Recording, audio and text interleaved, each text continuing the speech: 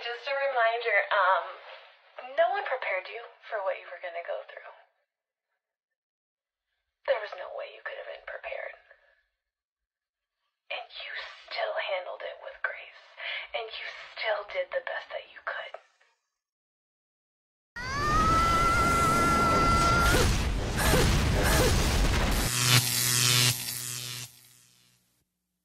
Welcome to The Wall. In today's video, we'll be discussing the story of a woman who feels happy to end her 14-year marriage. After checking her husband's Apple Watch, she decided within less than 24 hours to kick him out of the house and file for divorce, only to later regret it as she now has to provide for her children. I want you to smash that like button and join the channel by subscribing. Add a little of your love to the movement. That's the only contribution we ask of you, man. Share your experiences in the comments to help guide other men. Without further ado, let's get started. 7 months ago, my life flipped completely upside down when I got a wild hair to check my husband's Apple Watch. And in 2 seconds, I found some of the most disgusting text messages that I have ever read from a married man. And I discovered his infidelity. And 24 hours later, he and his parents walked out of my house. I lost, at the time, what I felt like was my whole life. And for anybody saying, it's been 7 months, get over it, it's very apparent you've never experienced anything like this before, as this is the most traumatic thing I have ever been through in my entire life. I lost my best friend, I lost an entire marriage, I lost essentially the father of my kids, my life partner, in a split second. And I wasn't expecting it. I've spent the last 7 months trying to figure out what life is going to look like for me and my girls, as we are in the middle of a divorce that I had no control over. And life is going to look a whole lot different. I am now going to be the provider for the three of us, and I will never support betrayal from either side, but in a second, you say your relationship is ruined. A woman who found out about her husband's infidelity by checking his Apple Watch. From the start, we already noticed something. What is she doing going through her husband's Apple Watch? There's already distrust here. And when a relationship reaches that point, it's a sign that something is wrong. But of course, when the woman snoops and finds something, she's automatically the victim, right? What's strange here is how quickly things take a turn. She didn't verify anything further, just saw a few messages. She says she lost her best friend, her marriage, and the father of her children in an instant. But, brothers, was it really in an instant? Relationships don't fall apart overnight. A man doesn't go looking outside for what he already has at home unless something's missing. Why wasn't there therapy, any attempt to fix the situation? Or is therapy only for when the woman cheats? Instead of talking, instead of seeking solutions, she checks the Apple Watch and decides the only solution is to kick him out of the house in 24 hours. Sounds more like a good divorce opportunity, don't you think? I've spent a lot of time figuring out what I wanted that to look like, and how I wanted that to be, and how much I didn't want the girls' lives to shift and change for the choices that someone else made. And for the first time in 7 months, I'm excited about the future and what this is going to do for me and my kids. And I'm proud of me for doing way more than I ever imagined that I could. And I think that life is about to get a whole lot better for us. And I think we're going to have a life that we never ever could have had before. And I'm grateful, and I'm excited, and for the first time in a really long time, I'm hopeful, because things are looking up. I started sharing my journey here in March, and this all started in January. And I never dreamed that this is what that was going to look like. That 230,000 people were going to start following me and my redemption story. But I'm excited, and I'm here to tell you that that story starts now. So, thank you for being here, and I hope you'll stick around to see where life takes us. Do you see where things are heading? This is a classic case of someone turning their personal tragedy into a way to play the victim, to gain followers, and, of course, money. Marriages now seem like business transactions or content for TikTok videos. But she's the heroine, right? It was the man who supposedly ruined the relationship in 24 hours over a few messages. He's the one who supposedly asked for the divorce, because that's how the villain operates, even though the man didn't actually do any of that, did he? She says she wants her daughters' lives not to change, but that's inevitable. Do you know why? Because kids need stability. They need both parents at home. This man was judged and condemned publicly based on a decision she made without even trying to save the relationship. And now what? It turns out her life gets better, while his is left shattered, probably without a chance to tell his side of the story. Brothers, when a relationship breaks down, it's never just one person's fault. Before feeling sorry for this story, remember that there are always two sides, and the man's side, in this case, has been silenced.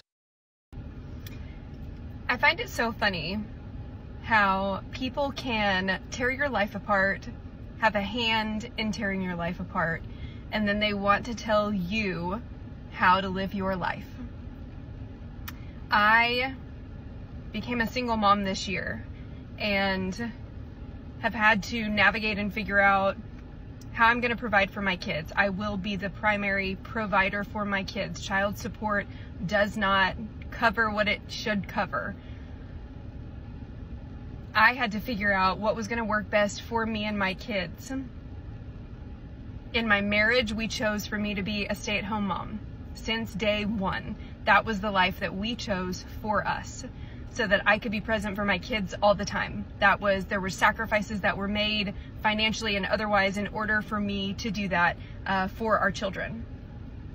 And now that the other party has chosen not to be in this marriage, I need to be told what I can and cannot do in order to survive and take care of my children. And the audacity is free this year. I can do whatever I want, in the same way that these people felt like they could do whatever they wanted within my marriage.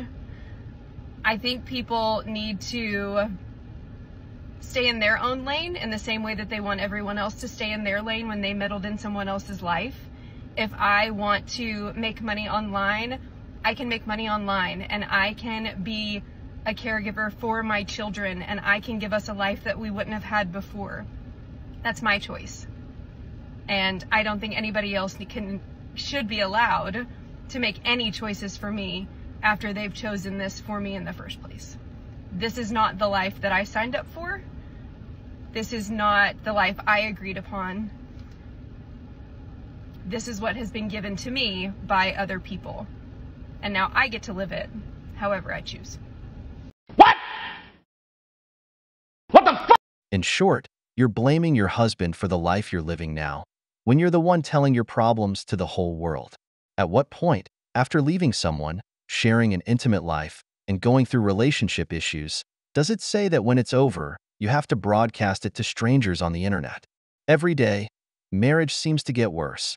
There's always something new being added for the worse, brothers. And let's be clear, when a man goes through a divorce, he's not just losing his partner.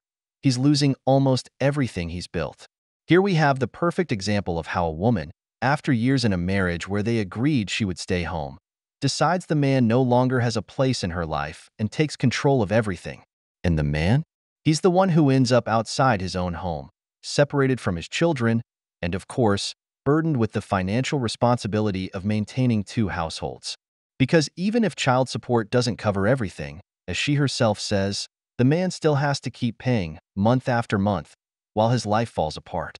So, who ends up paying the price? The man loses his home, his role as a present father, and often, his respect in society. Because in the public eye, He's the one to blame, the one who failed in the marriage. Meanwhile, the woman has the perfect narrative. Now I'm the provider, and I have to support my kids. But who's really supporting those kids? Who's working to pay that support? It's the man. You are not responsible for the shit that was done to you. Period.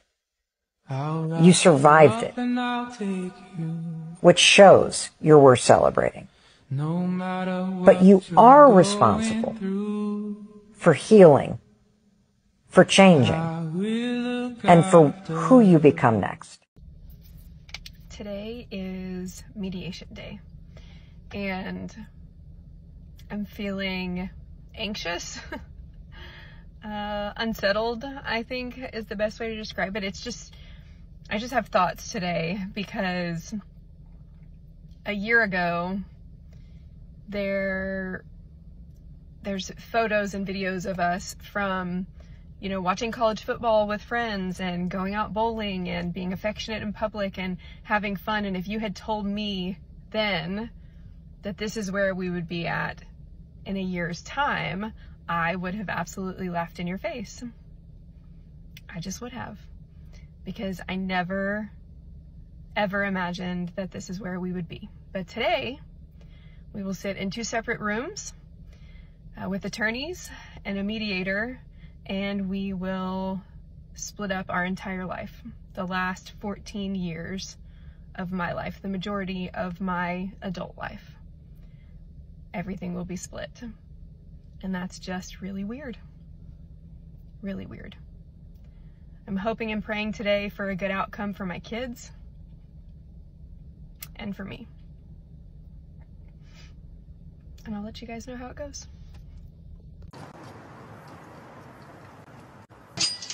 For her, it's the happiest day.